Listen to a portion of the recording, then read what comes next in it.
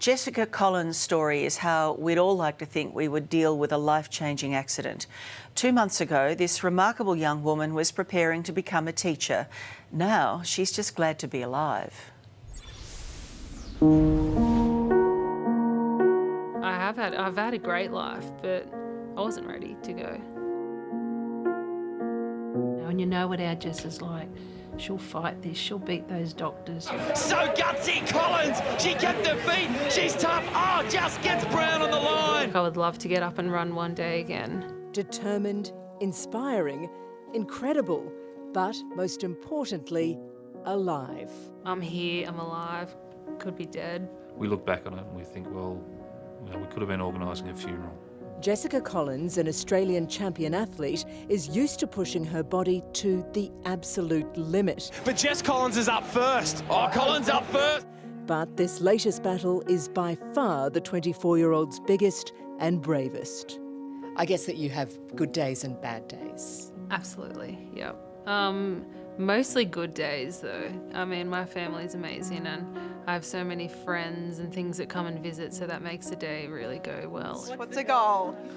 To try and get to 10 minutes without stopping. It's that steely determination that helped save Jessica's life when a day surfing with friends 2 months ago became a race for survival. So what happened on the day of the accident? The board hit me and then I've fallen into the water and hit the sandbar and just instantly couldn't feel my body. Went into a little bit of panic, but I was just like, oh, remain calm, hold your breath. It happened here at Snapper Rocks on the Gold Coast. Jessica had been surfing a stand-up paddleboard about 30 metres offshore. Now, unable to move, this lifesaver, who'd represented her country, had to draw on her years of experience in rescuing others to help to save herself. So I just tried to remain as calm as I could, holding my breath and kind of panicking, thinking, whoa, this actually could be it for me. Face down and fast running out of breath, Jessica hoped and prayed that one of her friends would spot her. And what felt like an hour lying there just trying to remain calm, but also panicking a little bit. In that situation, you're just waiting, aren't you? You're either waiting to die or to be rescued. And you knew that. I know that they say, oh, your life flashes before your eyes, but mine was more just like, well, this is probably it. One of my best friends then rolled me over, which was, an absolute miracle. Thought that would never happen. I said, I can't feel anything. Something's not right. Jessica already knew how serious her injury was and that any slight movement could have devastating consequences. I was trying to instruct them, like, you need to hold me as tightly as you can because it's not right, I can't feel anything. Jessica was carefully carried back to shore, then taken straight to hospital as her friend frantically phoned her parents 700 kilometres away in Newcastle. She said, Sandy, it's not good, we're at the beach and Jess has hit her head and she's got a spinal injury, but we don't know anything more. You know, we were devastated walking into the room, and as Jess said, she looked up at us and said, don't be upset, this is good. And she said, I thought I was going to be dead. Yeah. Jessica was paralysed.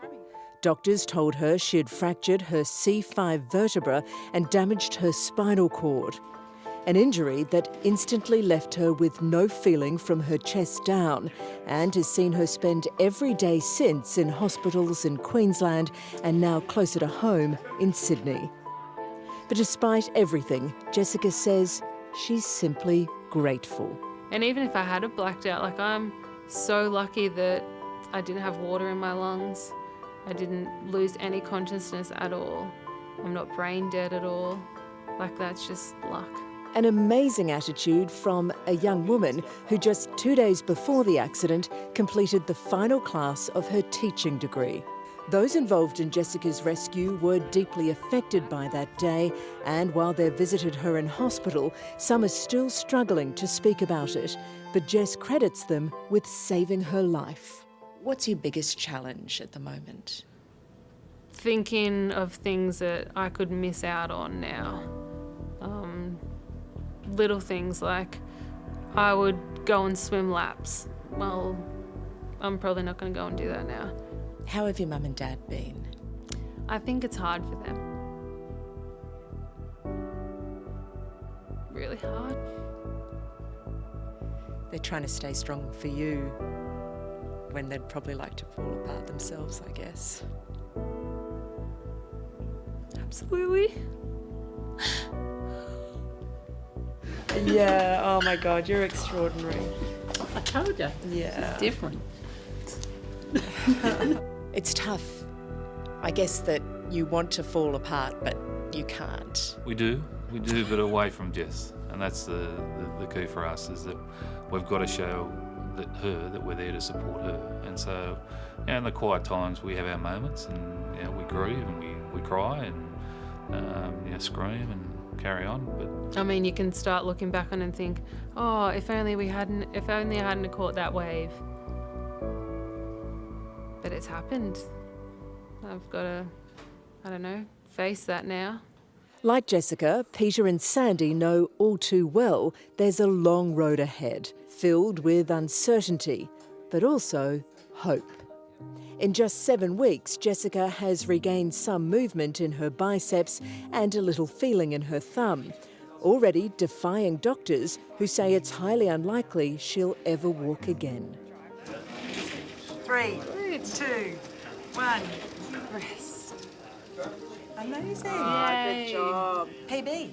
And if anyone's going to beat the odds of what the doctors are saying, it'll be Jess, because she's the power of the mind. She's very determined. So who does she get this mental strength from, her mum or her dad? She gets a positive attitude from me. yeah, probably from her mother. A trait that runs in the family. Jessica's brother Daniel is a champion Ironman and one of her biggest supporters, along with her sister Emma. Even down to Jess will say, oh, my forehead's itchy, and they're nearly fighting over who's going to scratch it. And No, here. What? Oh, yeah. Sorry. See, these things. What things are hard. A crowdfunding page, along with charity events organised by Jessica's former schools and her surf club, Redhead, are raising much-needed funds for her rehabilitation and changes that will need to be made to the family home. From stickers to board designs, even a swimwear line, support through Sunflowers for Jess is quickly catching on across the country. They're happy flowers, they're beautiful, they look to the sun, which is what I love to do. And that gives us strength as well. The fact that people are there, essentially rooting for Jess, trying to make her life more comfortable through offering their support is absolutely amazing. That support and Jessica's mental strength, a perfect combination for the fight ahead. One Jess says she'll win. I think too stubborn and determined to let it affect me, because I know I'll beat it eventually. Hasn't she got a great attitude? Jessica has now moved from hospital to a dedicated rehab centre in Sydney.